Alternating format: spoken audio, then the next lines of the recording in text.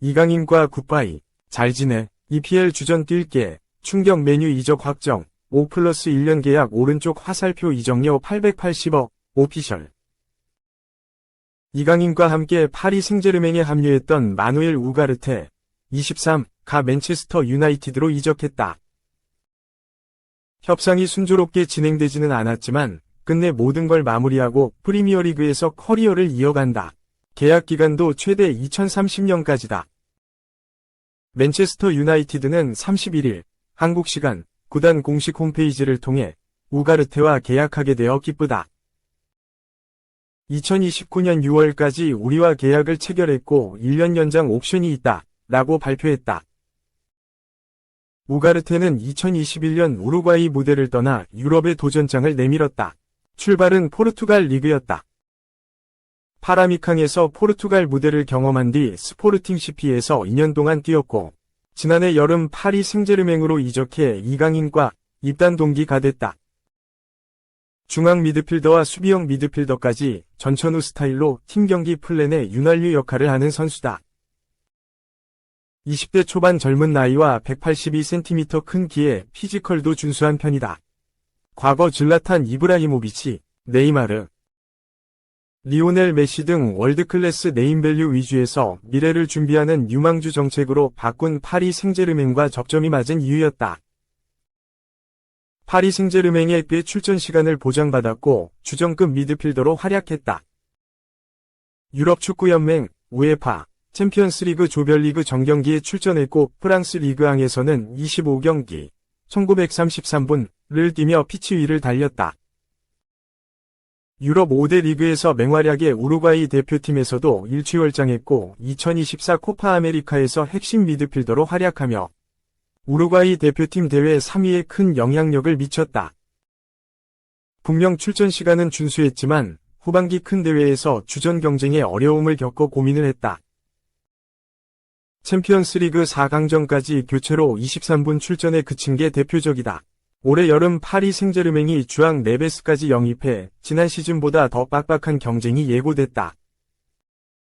맨체스터 유나이티드 제안은 우가르테에게 꽤 매력적이었다. 맨체스터 유나이티드도 이번 여름 대대적인 팀 개편을 하고 있는데 미드필더에도 손을 보고 있다.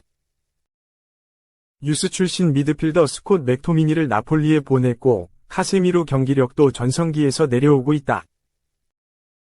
즉시 전력감은 코비 마이누가 유일한데 우가르테가 합류한다면 파리 생제르맹보다 더 많은 출전 시간을 보장받을 수 있다. 지난 시즌 꽤 쏠쏠하게 썼던 파리 생제르맹도 우가르테를 2024에서 25시즌 주전조보다 로테이션조의 비중을 더 많이 뒀다. 맨체스터 유나이티드의 제안이 오자 이적을 허락한 이유다. 이후 프랑스, 르파리지앵 등 다수 매체에서 이적료 5,100만 파운드, 약 894억 원의 파리 생제르맹과 맨체스터 유나이티드가 협상하고 있다 라고 알렸다. 영국 매체 스카이 스포츠에서도 두 클럽 간 협상이 진전되고 있는 거로 파악됐다. 우가르테 이적 합의를 하려는 의지가 크다 라고 조명해 이적설에 불을 지폈다. 당시 보도에 따르면 완전 이적 조항이 포함된 임대 형식으로 협상이 진행됐다. 하지만 맨체스터 유나이티드는 5+1년 장기 계약에 우가르테를 영입하기로 결정했고 두둑한 이적료까지 파리 생제르맹에 지불했다. 우가르테 영입을 확정한 맨체스터 유나이티드 기대는 컸다. 공식 발표 이후 파리 생제르맹에서 리그와 2개의 컵 대회에서 우승했고 코파 아메리카 전 경기에 출전했다. 2022에서 23시즌 이후 유럽 메이저리그에서 90분당 두 번째로 높은 태클 성공률을 기록한 바 있다 라고 알렸다. 맨체스터 유나이티드 댄 애슈워스 단장은 우가르테와 계약은 올해 여름 우리의 주요 목표 중 하나였다. 세계적인 미드필더 중 한 명이다. 클럽과 대표팀 모두 뛰어난 기록을 보유하고 있다. 우가르테의 자질, 경험, 열정은 맨체스터 유나이티드 미드필더진에 큰 힘이 될 것이다. 우가르테가 맨체스터 유나이티드에 어떤 긍정적인 영향을 미치게 될지 기대된다 라고 말했다. 우가르테도 맨체스터 유나이티드 규모의 팀에 합류한다는 건 엄청난 영광이다. 전 세계적으로 손꼽히는 팀 중 하나다. 맨체스터 유나이티드와 이야기한 프로젝트는 정말 흥미로웠다. 맨체스터 유나이티드는 야망이 큰 팀이고 나도 마찬가지, 라며 만족했다. 이어 팬들의 열정은 나에게 정말 중요하다. 맨체스터 유나이티드 팬들이 얼마나 대단한지 알고 있다. 올드 트래포드를 빨리 경험하고 싶다. 난 성공하고픈 열정과 각오가 큰 사람이다. 성공을 위해 팀 동료들에게 희생하고 내 모든 걸 바치겠다. 트로피와 맨체스터 유나이티드가 원하는 수준에 도달하기 위해 싸우겠다, 라고 다짐했다. 2. 주급 11억 러브콜에도 라이벌행 선택, 항명하고 쫓겨난 123골 FW. 아스널서 새 도전. 영국 매체 데일리 미러는 지난달 31일, 한국 시간, 스털링은 아스널로 이적하면서 65만 파운드 주급을 제시한 사우디 구단의 제안을 거절했다. 현재 주급의 2배를 받을 기회였으나 그는 아스널 이적을 고집했다. 스털링은 잉글랜드 국가대표팀에 다시 돌아가려는 야망을 지니고 있다, 라고 보도했다. 이번 여름 엔조 마레스카, 44 이탈리아, 감독을 택한 첼시는 여러 선수가 짐을 쌌다. 마레스카 감독은 대대적으로 선수단 개편을 시도했고, 이 과정에서 코노 갤러거, 24 아틀레티코 마드리드, 트레보 찰로바, 25 크리스탈 팰리스, 케파 아리사발라가, 29 본머스, 로메루 루카쿠, 31 나폴리 등이 첼시를 떠났다. 스털링도 이적 시장 마감을 앞두고 북런던으로 이동했다. 지난 시즌 스털링은 공식전 43경기에서 10골과 8도움을 기록했다. 후반기 경기력이 아쉬웠으나 전성기 시절 보여준 파괴력이 여전히 남아있다는 걸 증명했다. 그러나 마레스카 감독은 스털링을 전력의 자원으로 판단했다. 마레스카 감독은 시즌 개막 후 스털링을 경기 명단에서 제외하는 강수를 뒀다. 이에 스털링은 공개적으로 불만을 표출했다. 그는 지난달 19일 소셜 네트워크 서비스 SNS를 통해 그동안 첼시와 팬들에게 최고의 성과를 전하기 위해 항상 헌신했다. 아직 계약이 3년이나 남았고 마레스카 감독 밑에서 긍정적인 프리시즌을 보냈다, 라며 당연히 명단에 포함될 거로 기대했지만 그러지 못했다.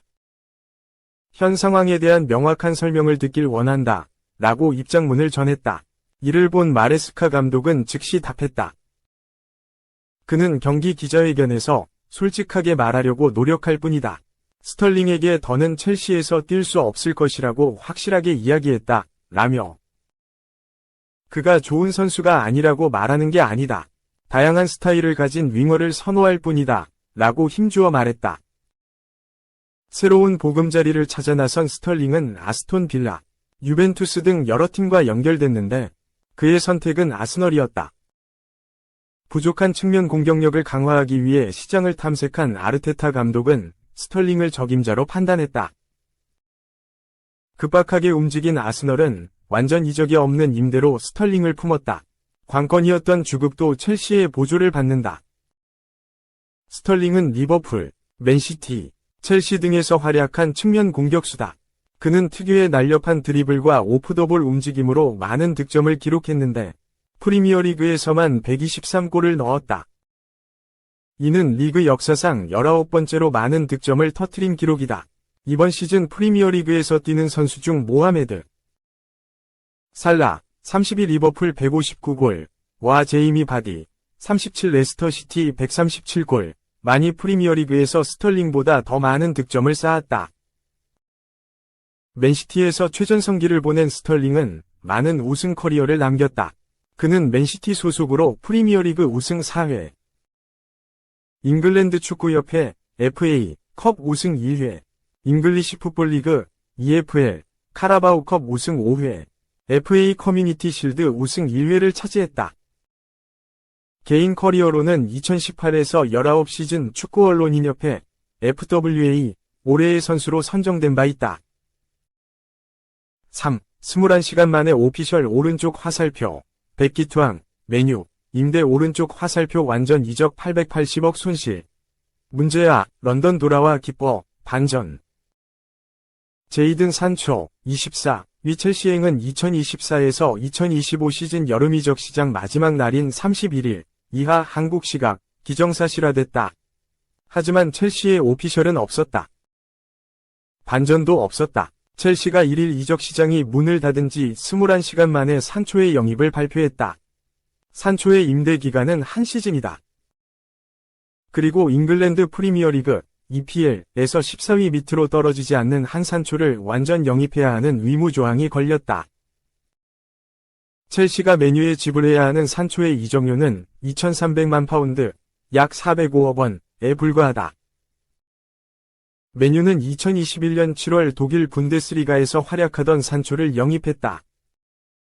이적료는 무려 7,300만 파운드, 약 1,285억 원이었다. 맨유는 5천만 파운드, 약 880억 원의 손실을 감수하고 산초를 손절했다. 산초는 첼시의 홈페이지를 통해 내가 자란 런던으로 돌아와서 기쁘다며 감독님이 프로젝트에 대해 설명했고, 젊은 선수로서 신나는 일이었다. 내가 첼시 스탬퍼드 브리지에 골과 어시스트를 가져올 수 있기를 바란다. 고 미소 지었다. 산초는 잉글랜드 출신이지만 도르트문트에서 프로에 데뷔하고 꽃을 피웠다.